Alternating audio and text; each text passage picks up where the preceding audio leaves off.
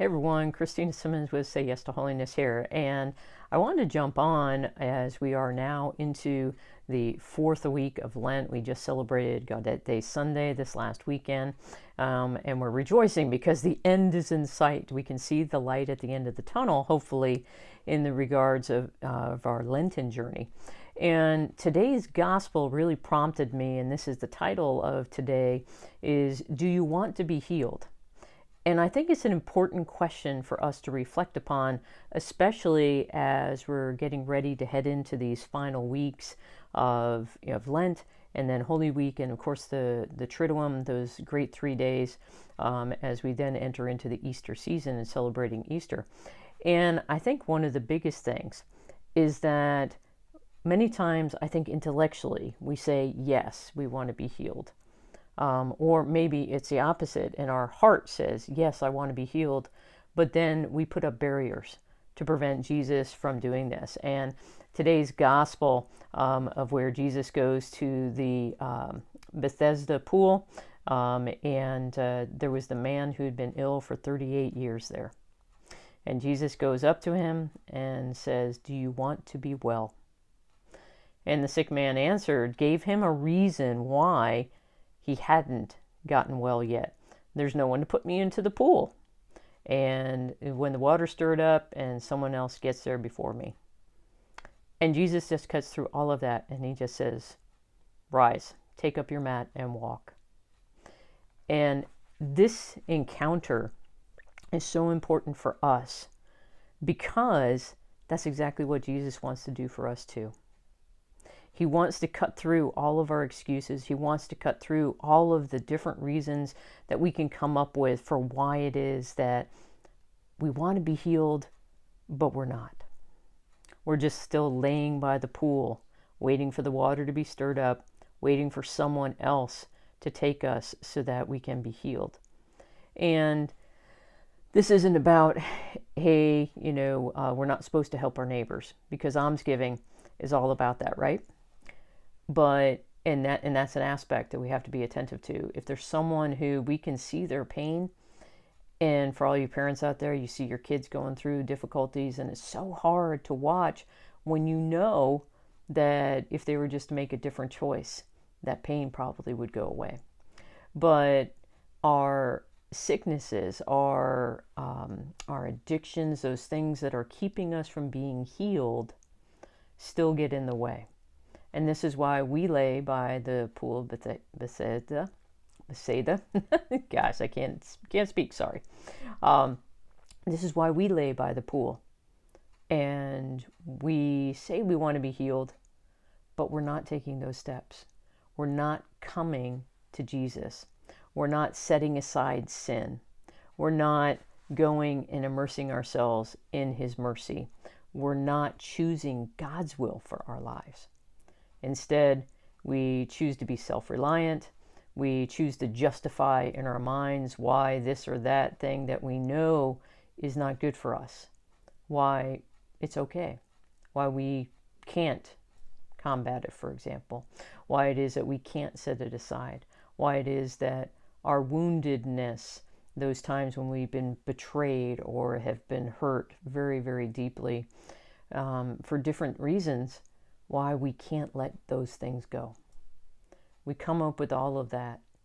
And what happens is that we choose to lay by the pool. We choose to lay there and to allow the healing that's present to us to just be there, and we don't go and avail ourselves of it. So what is it I'm talking about? It's reconciliation.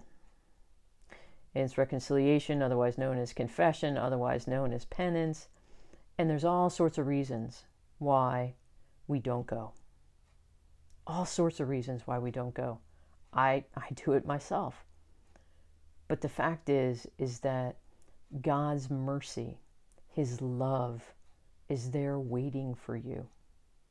A couple of years ago, during the year of Divine Mercy, during the Year of Mercy, there was a campaign, and I think it's in different places, still maybe around the country, but it's that whole idea of we'll leave the light on for you.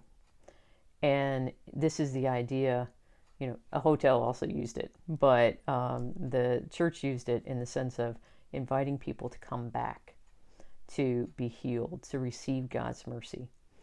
But we have to choose it. And we have to say, Lord, I do want to be healed. Not give him excuses for why it hasn't happened, but just simply say, Lord, I want to be healed.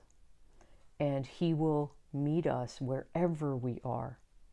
Even if it's just the beginnings of, I know I need to forgive this person because they have harmed me. Because that forgiveness, I always love this quote, this is powerful for me, is I always remember that when we harbor resentment, when we're holding on to our anger, to our hurt, that's the equivalent of us drinking poison and expecting it to hurt, to kill the other person that we're angry or resentful towards. Yes, we all have equal responsibility in the harm that we do one another, and we should always strive to forgive one another and to apologize and to try and make amends. But the fact is that in our world that is filled with human, broken relationships, wounded people walking around, the fact is that pain is going to be transmitted to one another, even if we don't try.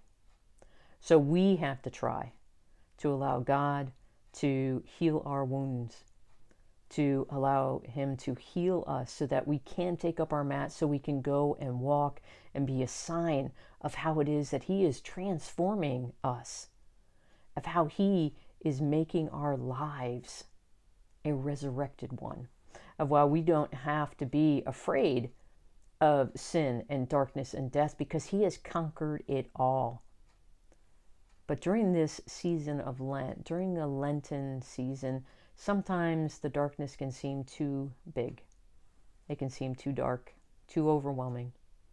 We might think, nah, that healing, that, all of that forgiveness, that's for somebody else. But that's just a lack of faith on our part. There is nothing that is too big for God to forgive. There's nothing we have done, any of us has done, that God cannot forgive if we ask for that forgiveness. If we ask. But he's there. The light's on. He's waiting for us. So that's probably my great resolution that I give to you in these last couple of weeks is get to reconciliation. Go and experience his healing mercies, because that's what reconciliation is. It's not we're listing all of our faults and foibles and all of the ways that we have messed up. Yeah, that's a part of it. But it's about speaking that and saying, I'm sorry that I have failed in these things. I'm sorry that I haven't lived the way that you desire me to live so I can have life. So I can set aside all of this death that is around me, that I'm clinging to without realizing that it's really dead. And when we are clinging to things that are dead, then parts of us die inside too. So go to confession, go to reconciliation, seek it out. And even if it's real difficult and you haven't been in a long time, that's okay. When you walk in, just tell Jesus, because that's who is sitting there. Jesus is just hidden by the priest who is there. And just simply say, Jesus, I haven't been here in a while. So can you please help me be able to make a good confession so I can encounter your mercy? In the midst of that, we can come to him in prayer. We can come to him in adoration. We can sit before him in the Blessed Sacrament. And we can say, Lord, immerse me in your mercy. Let me luxuriate in it. Let me be surrounded by your love and your care for me, so that I am able to set aside sin. I'm able to set aside those things that are preventing me from being able to receive all the love that you desire for me. So when we do that, and we choose God's will for our lives, and his will for us is to have life, and have life to the full. and for us to experience that life eternally with him in heaven. This is his desire for us. So keep your eyes on that in these last couple of weeks of Lent.